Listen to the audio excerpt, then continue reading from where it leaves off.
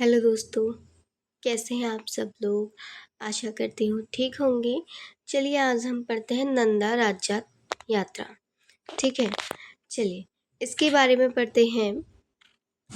माँ नंदा की 12 अथवा उससे अधिक वर्षों में उत्तराखंड हिमालय में आयोजित होने वाली यात्रा को नंदा राज्य यात्रा कहा जाता है। यह परंपरागत धार्मिक संस्कृति यात्रा प्राचीन काल से होती रही है। बाद में गढ़वाल के राजवंश भी इसमें शामिल हुए और इसकी व्यवस्था का जिम्मा उठाया, इसलिए यह यात्रा राज्यात कहलाने लगी। ठीक है, चलिए आगे देखते हैं।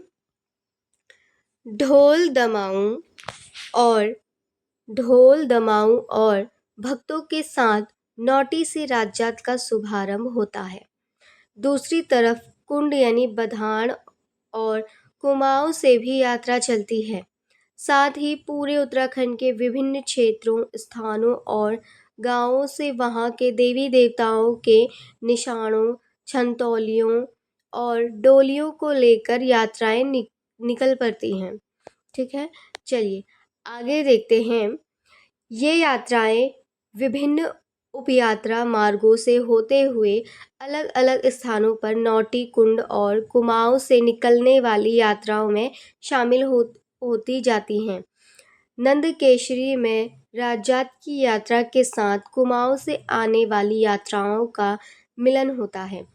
कारवां बढ़ता जाता है, यात्रा आगे चलती जाती है। इस यात्रा में चौसंगिया खाड़ू भी साथ साथ चलता है। इसे नंदा देवी का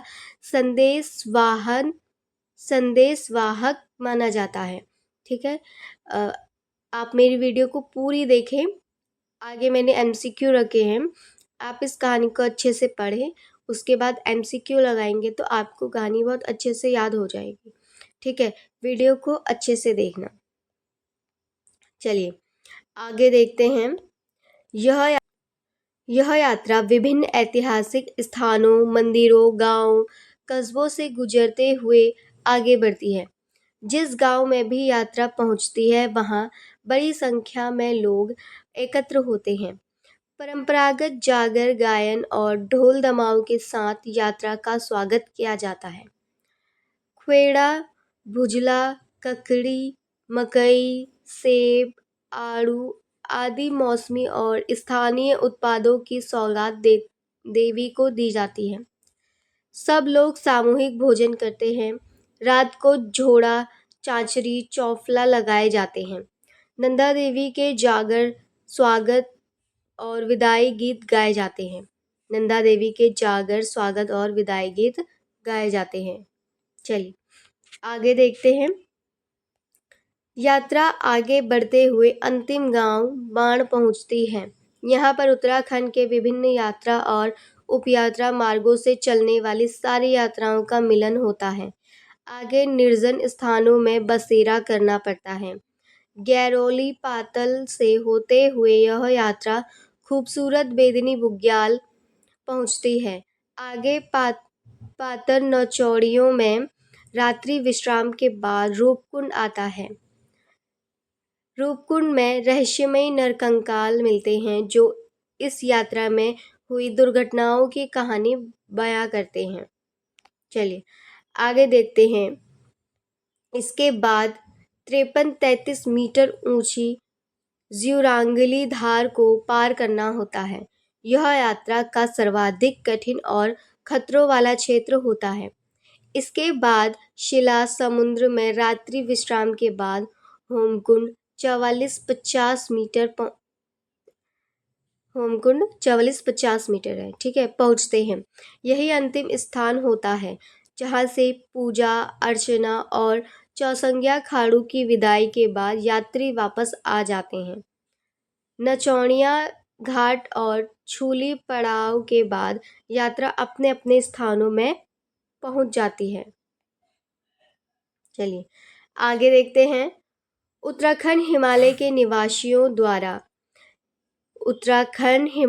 निवासियों द्वारा यह यात्रा सामूहिक रूप से की जाती है। लगभग 280 किलोमीटर लंबी इस यात्रा के 20 पड़ाव हैं।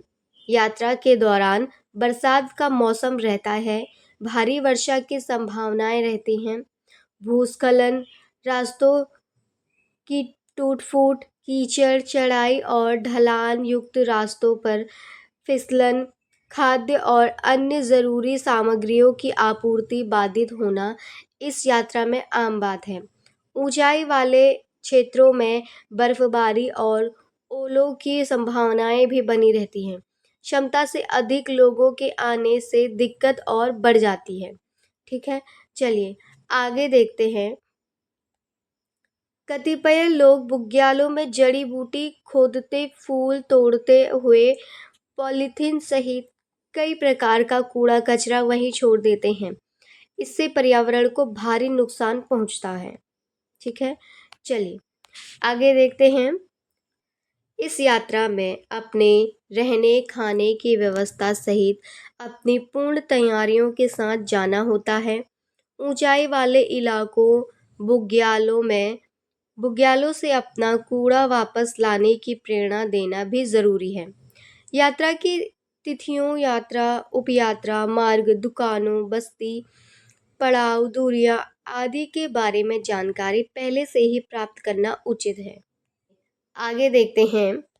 यह यात्रा इन तमाम मुश्किलों और चुनौतियों के साथ यात्रियों को कुछ दुर्लभ अनुभूति भी देती है।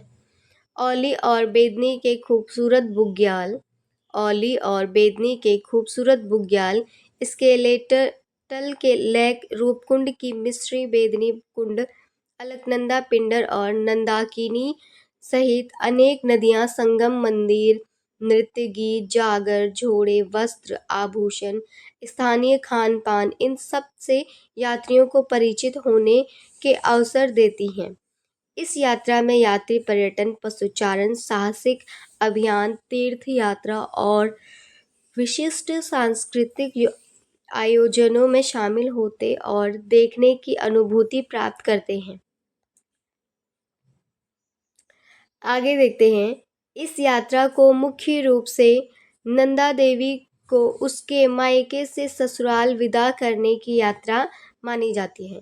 इस पूरी यात्रा और उसके समस्त अनुष्ठानों, क्रियाकलापों, गीत, नृत्यों में नंदा को मायके से ससुराल भेजने की भावना निहित रहती है। इसे मायके से ससुराल जाते हुए स्त्रियों की यात्राओं का प्रतीक या उत्सव रूप भी माना जाता है।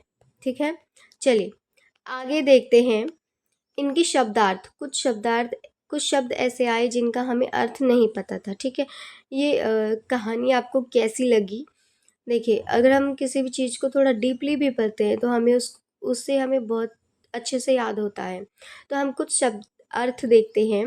देखिए, जैसे निशान, निशान मतलब देव, ध्वज या प्रतीक। चौसंज्ञा, चौसंज्ञा 4 सींग वाला। ठीक है, ढोल दमाऊ, पहाड़ी ताल वाद्य। खुएड़ा बुजला, हमने देखा था खुएड़ा बुजले यानी धान से बने व्यंजन। ठीक है, छंतौली, छंतौली का मतलब होता है रिंगाल का बना छाता। छंतौली रिंगाल से बना छाता। खाड़ू, खाड़ू था मैणा, नर या भेड़। जागर, नंदा देवी की गाथा। झोड़ा चांचरी, चौफला, पहाड़ी क्षेत्रीय भाषाओं के नृत्य गीत। बुग्याल, बुग्याल किसे कहते हैं? ऊंचाई पर स्थित वृक्ष विहीन क्षेत्र जहां बुग्गेदार घास उगी होती है। ठीक है, चलिए आगे चलते हैं। देखिए, नंदा राजाद यात्रा, इससे हम एमसीक्यू देखते हैं कि आपको कितना याद हुआ है। ठीक है, चलिए, नंदा राजाद यात्रा किस राज्य में होती है? देखिए, ये उत्तराखंड राज्य में होती है। ठीक है, चलिए आगे देखते हैं। नंदा राजाद यात्रा कितने वर्षों में एक बार आयोजित होती है? ठीक है, तो कितने वर्षों में? 12 वर्षों में। नंदा राजाद यात्रा को किस नाम से भी जाना जाता है? इन्हें हिमालय की महाकुंभ यात्रा के नाम से भी जाना जाता है। ठीक है, परीक्षाओं में इनसे प्रश्न बनते हैं, इसलिए आप इस वीडियो को ज़रूर देखें। बहुत ही महत्वपूर्ण टॉपिक है। ठीक है, चलिए, नंदा देवी को किस रूप में पूजा जाता है? ठीक है, किस रूप में पूजा जाता है? पार्वती के रूप में पूजा जाता है। ठीक है, नंदा राजात यात्रा का प्रारंभिक स्थल कौन सा है? देखिए, नौटी गांव। ठीक है, नौटी गांव। अगर आपने अच्छे से पढ़ा होगा तो आपको ये सब चीजें याद आ रही होंगी। ठीक है, चलिए, नंदा राजात यात्रा का अंतिम प्रमुख पड़ाव कौन सा है? होमकुंड। ठीक है, चलिए 7वें प्रश्न में पहुंच गए। नंदा राजा यात्रा में 4 सिंह वाले मेढ़े को क्या कहा जाता है? देखिए, चौसंगिया या खाड़ू बोल रहे थे। ठीक है, चौसंगिया या खाड़ू। आगे देखते हैं, चौसिंगा खाड़ू का क्या महत्व है? ठीक है, इसके महत्व के बारे में पूछा है। ये क्या करता है? यात्रा का मार्गदर्शन इसको माना जाता है। ये यात्रा का मार्गदर्शन करता है। आगे आगे चौसंगिया खाड़ू चलता है। ठीक है, चलिए आगे देखते हैं। नंदा राजात यात्रा मुख्य रूप से किस देवी को समर्पित है? ठीक है, ये किसको समर्पित है? नंदा देवी। ठीक है, नंदा राजात तो नंदा देवी को समर्पित है। चलिए आगे देखते हैं।